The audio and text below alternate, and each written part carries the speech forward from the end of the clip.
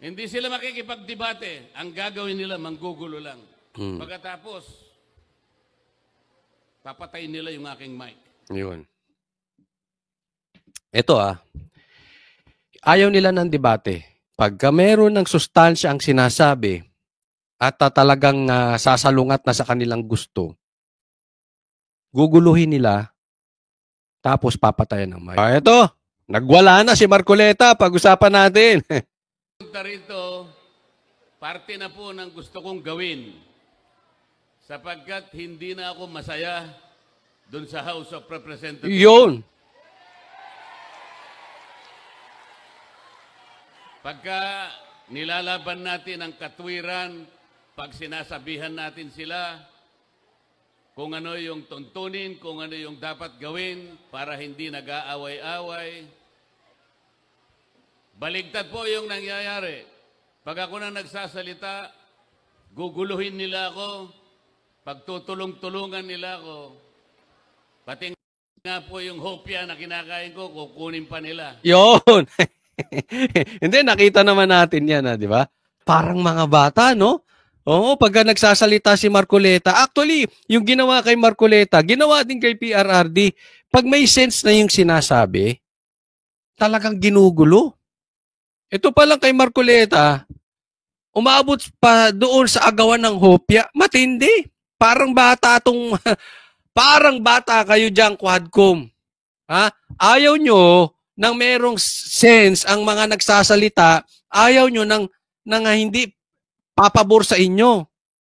Para kayo mga bata or para kayong mga sindikato dyan. Ganun po. Ganun po yung mga taong yon.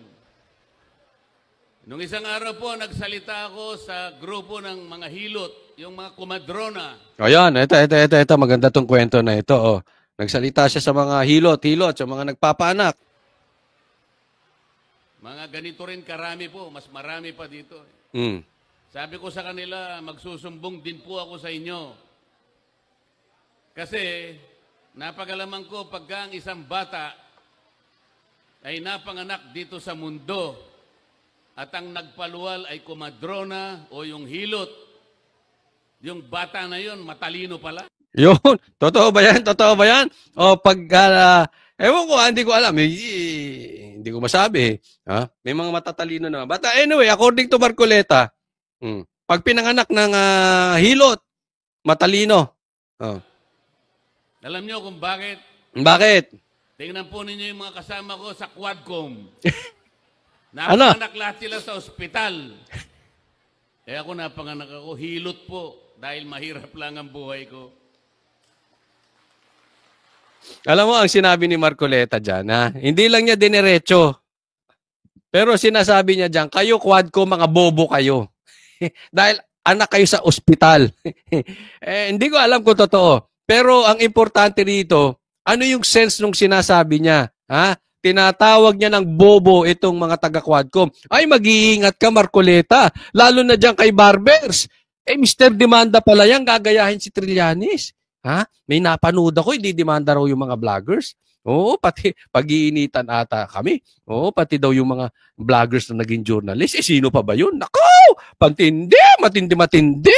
Ha? Ganito na kanilang ganyan na ang kanilang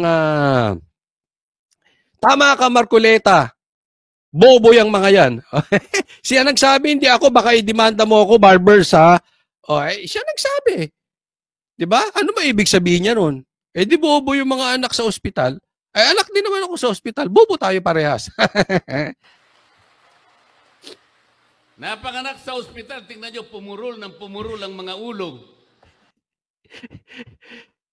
Si Paduano ba? Puro lang ulo? Yung English ni Dan Fernandez, mapurol ba?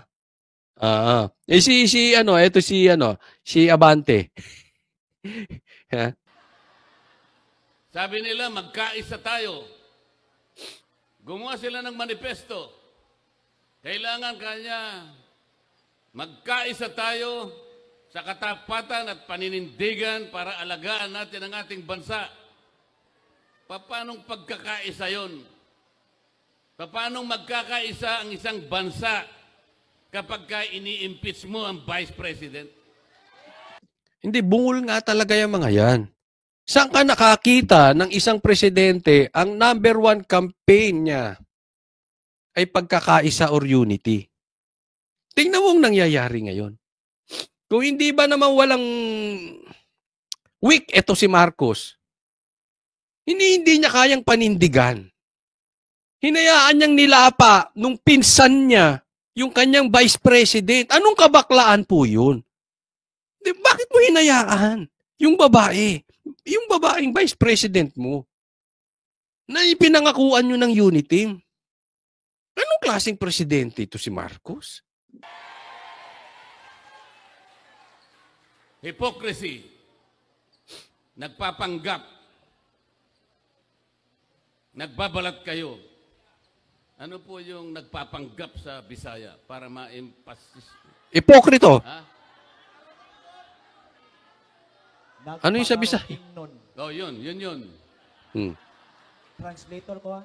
Sabi ko, pagtulungan natin, napakaraming problema ng bansa natin. Ang kuryente, napakataas ang kuryente sa bansang ito.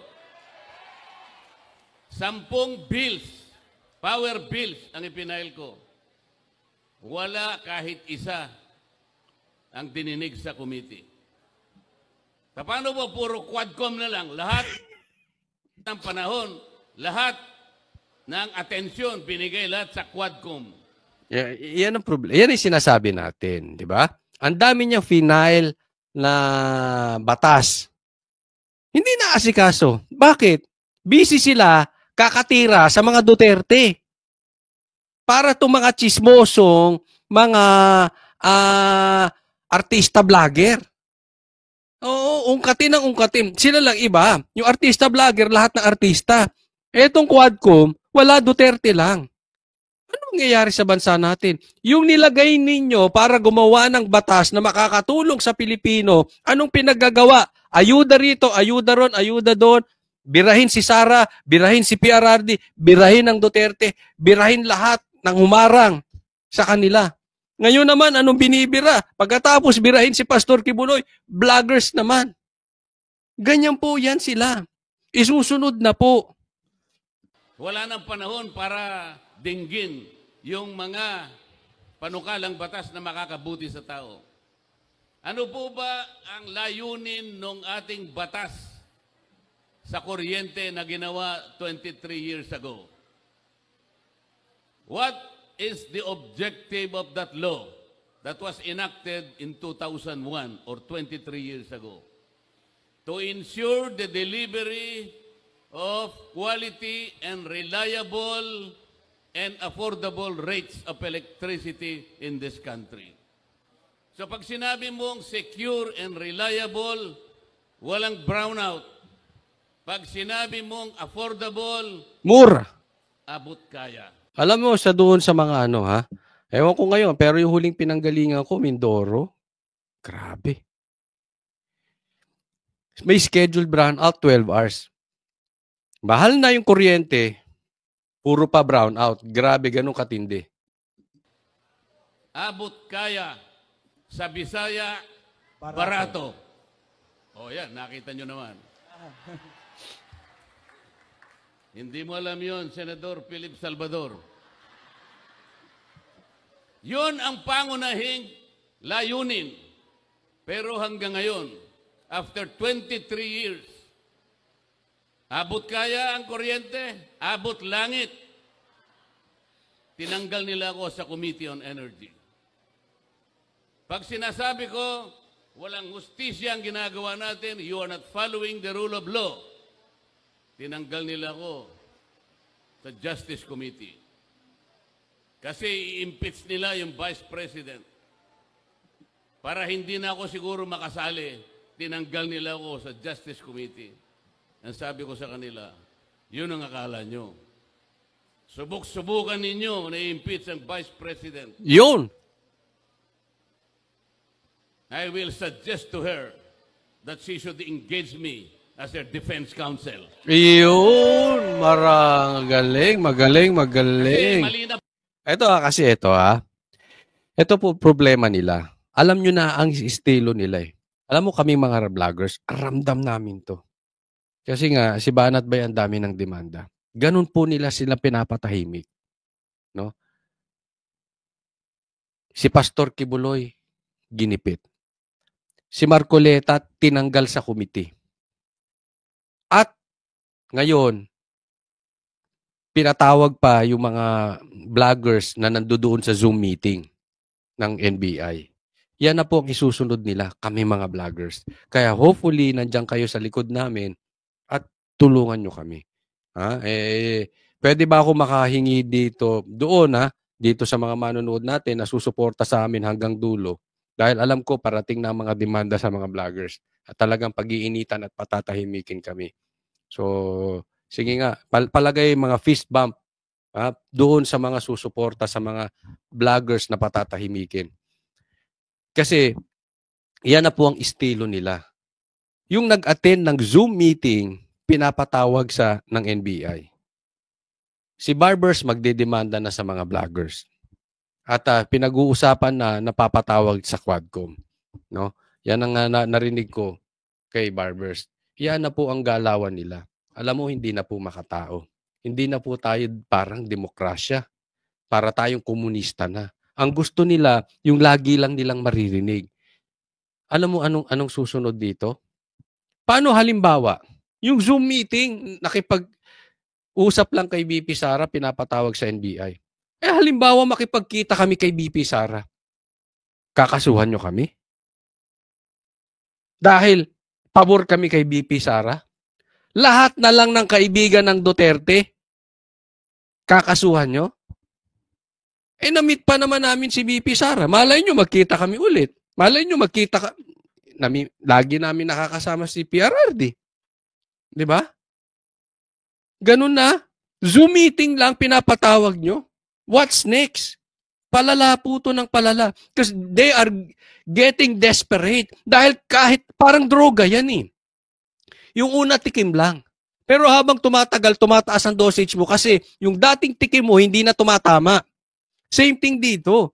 Yung dating ginagawa nila, napapansin nila, hindi na umuubra. Teka muna, ginawa na natin to, ginawa na natin kay BP Sara, ginawa na natin to. Palpak pa rin. Subukan nga natin patihimikin kasi nalalaman ng taong bayan ang balita patungkol kay BP Sara through sa vloggers. Kasi yung media, hawak naman nila eh. Meron pa bang binabalita ko? Hindi purihin si Tamba? Karamihan sa mainstream media, hindi man lahat karamihan niya ng binabalita. Paano lang nakakarating ang balita sa taong bayan na totoo? Through vloggers. Kaya galit sila sa vloggers. Yan ang gagawin nila ngayon. Po ang nangyayari eh. Wala nang ustisya. Sabi ko sa kanila, bakit ninyo sinusuri ang confidential funds ng Office of the Vice President? Why? If you are honest in trying to enact a particular law, kasi po, inquiry in aid of legislation. There are more than 400 offices and agencies of government, beneficiaries of confidential funds. They were also notified by the COA. Meron silang audit observation memo. Bakit yung opisina lang ng Vice President ang ating iniimbestigahan kung talagang hindi kayo namumulitika? 400 offices ayaw niyong imbestigahan. Only the office of the Vice President. Politika po ito. Pangalawa, sabi ko, Tindi, no? Di ba? Yan yung matagal na nating sinasabi to. Bakit hindi nyo imbestigahan kung sa tingin ninyo inaabuso ang confidential funds? Bakit kay BP Sara lang? Sigurado tayo mas malaki ang confidential funds ni Marcos. Bakit hindi nyo imbestigahan kung patas kayo? It doesn't mean kung ginastos ni Marcos sa tama o sa mali yung confidential funds, pero dapat iniimbestigahan nyo rin. 400 offices, according to Marcoleta, ang tumatanggap ng confidential funds. Sa 400 na yon, ang iniimbestigahan nyo lang yung ka-unit team ni Marcos na si BP Sara, Office of the Vice President. Marcos, ganyan ka na ba talaga ka-weak? Yung dati mong, hindi ka magiging presidente if not for BP Sara. Ganyan ka nakawik, Marcos? Na paano ka? Pinaimbestigahan? Office of the Vice President lang sa daming ahensya? Ano ka? Bakit pinayagan mo yung pinsan mo? Yung pag-audit, yung pag-examine ng mga papel, ng mga reports about public expenditures, ito po'y trabaho ng COA. There is only one office. There is no other office. Papel nga mapapel. COA lang talaga nag-iimbestiga niyan. Ngayon, yung dapat na trabaho ng Quadcom, ng congressman, hindi nila nagagawa. Yung hindi nila trabaho, ginagawa nila. Tulad ng pag-iimbestiga. Hindi naman sila korte, hindi naman sila COA. At the same time, yung hindi nila trabaho na pagbibigay ng ayuda na sa DSWD yan, sila naman ang gumagawa. Tingnan nyo kung gaano ka-ipokrito itong mga to. Mandated to audit and examine expenditures of public funds. Only the Commission on Audit. Ang sabi ko, bakit po natin ginagawa ang trabaho ng COA?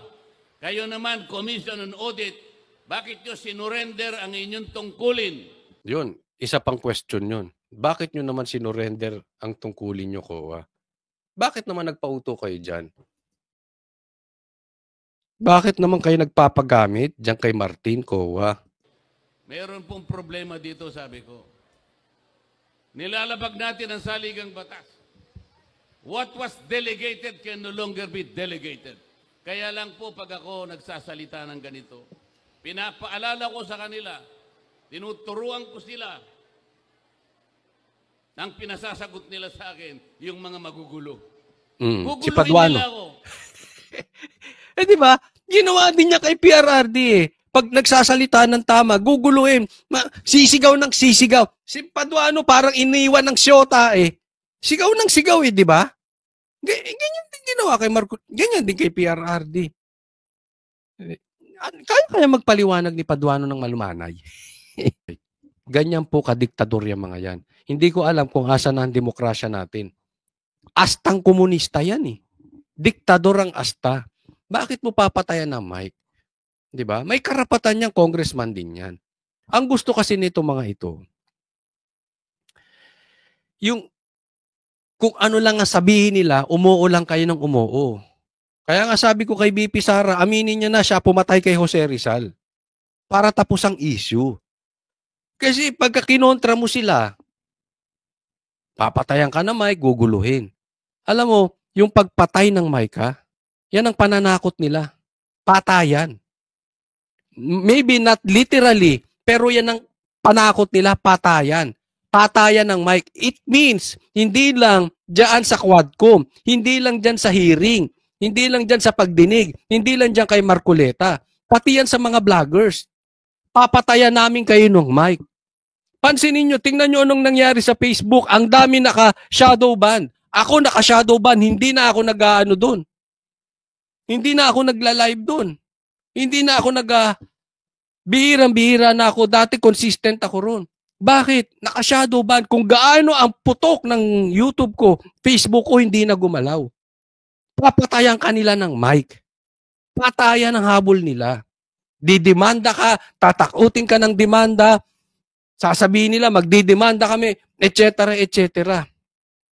Basta ayaw namin ang sinabi ninyo, papatayan ka namin ng mic. Sa ayaw o sa gusto ninyo, ganyan ang galawan. Magkakaibang paraan lang. Ganyan po. Isipin mo, umattend lang ng Zoom. Zoom meeting. Papatawag ng NBI. Anong klase? NBI naman susunod. Diba? Anong politika meron tayo ngayon? Sino pa bang maninindigan sa Pilipinas? Ultimo NBI. May galiwaw. Zoom meeting.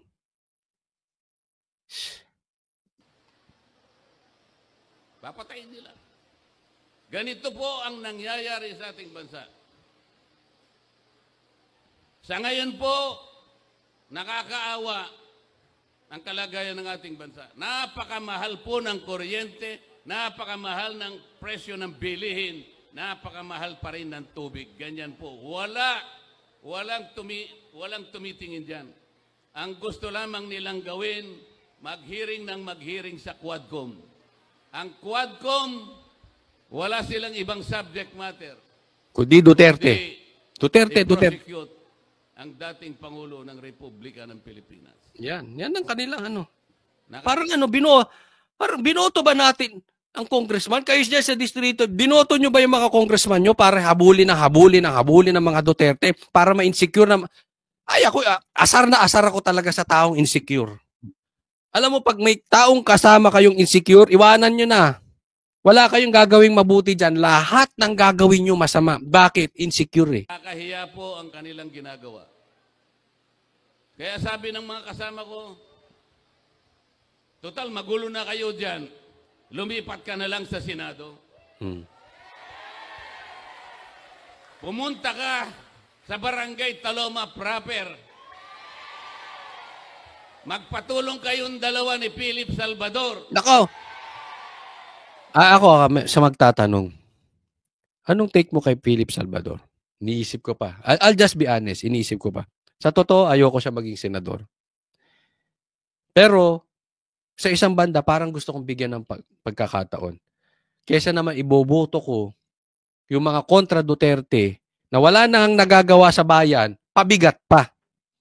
At least, ito si Philip Salvador, worth trying, kaibigang matalik na mga Duterte. Diba? But, hindi ko sinasabing suportahan nyo. Kasi baka nga ako hindi ko pa rin suportahan. Iniisip ko pa lang. Para sa ganon, magkaroon ng kalidad ang Philippine Senate. Kaya gusto ko malaman din, kayo ba boboto nyo si Philip Salvador? Alam ko si Marcoleta boboto nyo. Sama nyo na rin ha. Dalawa silang nakipaglaban, kaya ginigipit. Lalong-lalo na si Pastor Kibuloy. Talagang ginipit yan dahil talagang matalik at hindi iniwan ang Duterte. Hindi katulad ni Marcos, iniwan agad si BP Sara. Si Pastor Kibuloy, hindi traidor.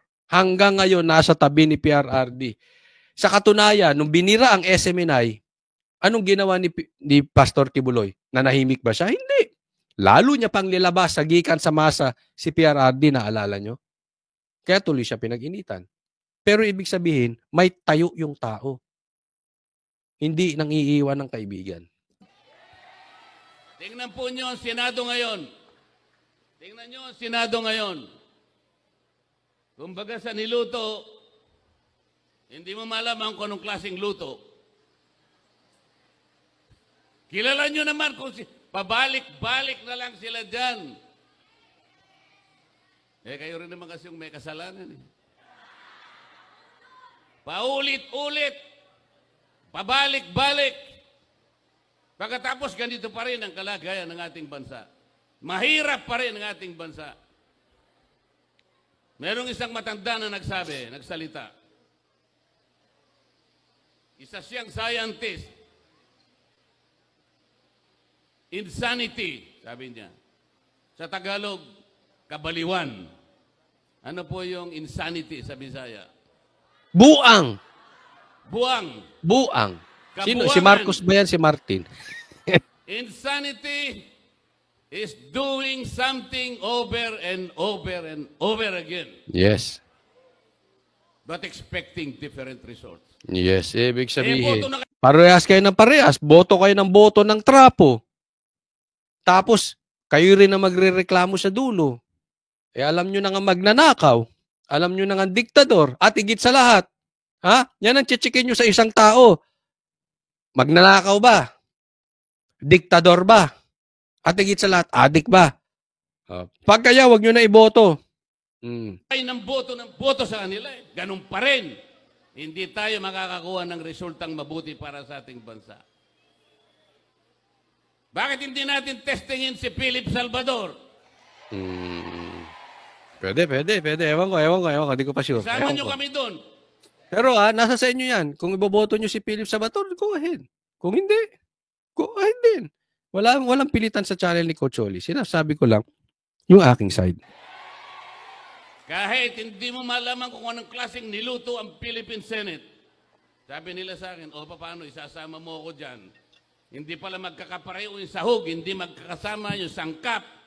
Hindi natin alam kung anong lasa niyan. Tapos ilalagay mo pa ako dyan, isasama mo pa ako dyan. Hindi po kanya, ganito po ang gagawin natin. Dahil nga hindi natin maintindihan kung anong klaseng luto na yung Philippine Senate, kayo po ay ilalagay natin dyan para po magsilbi kayong magic sarap. Yun. Baka po sa lasa, magkaroon man lang ng lasa yung luto na yan, baka magkaroon tayo ng pag-asa. Tingnan po ninyo yung corruption dito sa bansang ito. Yung corruption, nalulunod na tayo sa corruption. Correct. Nalulunod tayo sa corruption. Hindi na nga natin alam saan napunta yung flood control. Yung nangyari sa Okada, hindi na rin natin alam. Di ba? Oh. Tapos, umiepal pa tong tingog. Di ba? Na gusto nila, parte sila nung... Ay, nako. Alam mo, Marcoleta, huwag ka magsasalita ng ng korupsyon. Baka i-demanda ka. Mr. Demanda pa naman ngayon ng gobyerno. Lalo na, huwag mong birahin ng Congress, ng Kamara. Mahilig yan Magkano ang ginagasta ng ating bansa araw-araw? Magkano? How much does this country spend every day? Do you have an idea? 15.8 billion pesos every day. 15.8 Magkano naman billion ang ating kinikita araw-araw? 11.7 billion pesos. Grabe, negative. Gumagasta tayo ng mas marami kaysa sa kinikita Oo. natin. Anong deficit? 4.1 billion pesos. Daily. Yan po ang Araw-araw. inuutang natin araw-araw. 4.1 billion pesos. Mababaon tayo or sa about utang. 270 million pesos every hour. Ganyan Bagsak. kalakas ang Magkano korupsyon. na po yung ating utang? Ganyan sila kakurakot. 16 trillion pesos. Masakit niyan, pag nagsalita ka ng tama, galit pa sila sa'yo. Magdidemanda pa. 16 trillion pesos. Bigay ng akap. Akap dito, akap doon. Puro akap. Yan, siningit yan. Kine-question nila Amy yan, nila ba to yung akap na yan? Wala naman yan sa listahan. Bakit biglang nagkaroon ng akap? Alam mo ito si Tamba, ang daming pakulong ayuda. Ang dami. Tapos, yan, pagka nagsasalita, nagagalit kayo. Saan ba na talaga? Sige nga, bakit na ipasok yung akap na yan? Di ba? Bagamat ako, ayaw ko si Amy. Never will I campaign for Amy Marcos. Never. Marcos pa rin yan. Pero sang-ayon ako sa sinabi niya. Bakit biglang nagkaroon ng akap? Sinama nyo sa budget. Puro kayo ayuda. Iba't ibang klaseng pangalan ng ayuda. Na-invento nyo na. Ginagamit nitong si Martin. Hindi po yan ang gawain ng House of Representatives. Correct. Hindi nila trabaho yan eh. Yun ang yung trabaho nila, hindi nila magawa. Tapos, gagawa sila ng trabaho nang hindi naman nila dapat trabahuhin. Hindi po yun ang aming gawain. Wala po kaming gawain na kami ang magbigay ng kung ano-ano. Kabobo, Tingnan po no? yung ginawa nila. Tingnan. Kabobo, no? I mean, wala na bang maisip na paraan? Ako nagtatanong lang, Martin, huwag ka magagalit, ha? Wala ka magagalit. Wala ka na bang maisip na paraan para mahalin ka ng taong bayan bukod sa ayuda? Tanong lang po yun. Demokrasya tayo, di ba? Hindi tayo komunista. Pwede magtanong. Dahil sabi nga, ang politiko ay hindi dapat balat sibuyas. Wala ka na bang Can you not be wise, intelligent, creative para mahalin ka ng taong bayan bukod sa ayuda? Ano yung politika? Ang budget po na pinresent ni Inday Sara, 2 billion pesos. Ano ang ginawa nila? Tinanggal po nila, sabi nila, hindi, gawin na lang nating 700 million Kasi yung ibang budget mo rito, ginagawa na rin ng DSWD. Yung iba, ginagawa na rin ng DOH.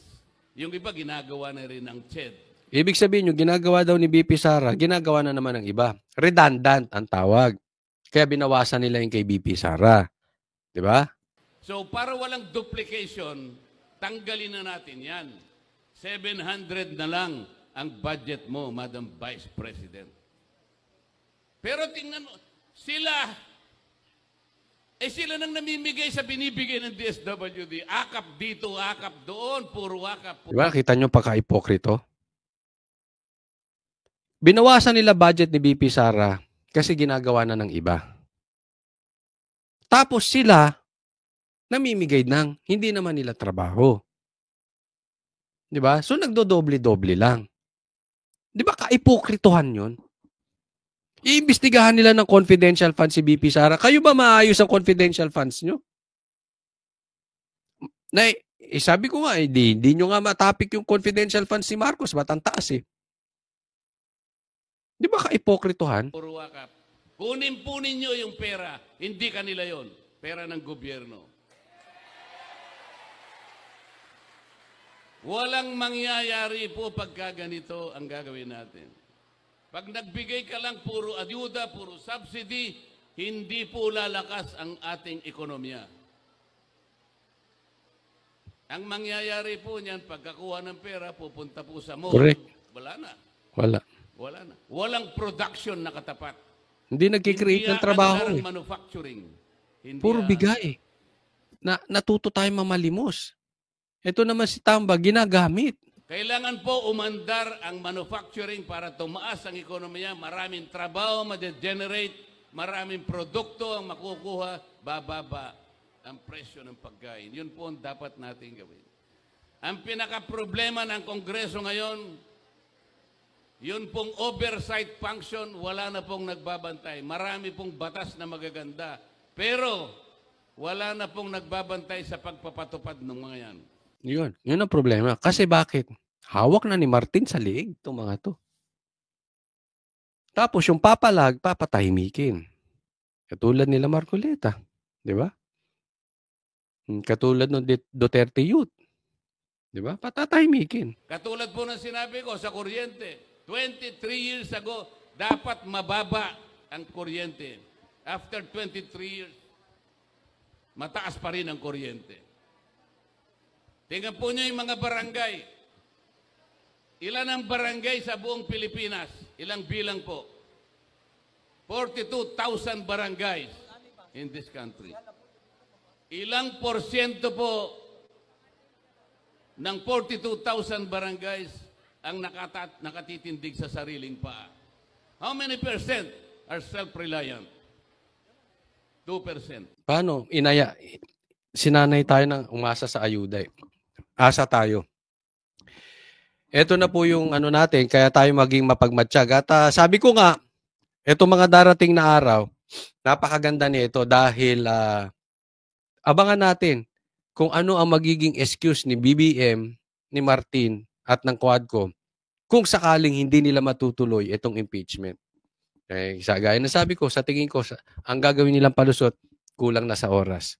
Pero naramdaman na nila yung lakas ng mga Duterte. Mahal sila ng taong bayan. Kaya magpatuloy tayo na magsalita sa social media. Kung asan man kayo, iparamdam ninyo yung hinaing ninyo. Diba? Sabi nga ni BP Sara, peaceful assembly. Ito naman, peaceful comments. Peaceful posting sa inyong social media.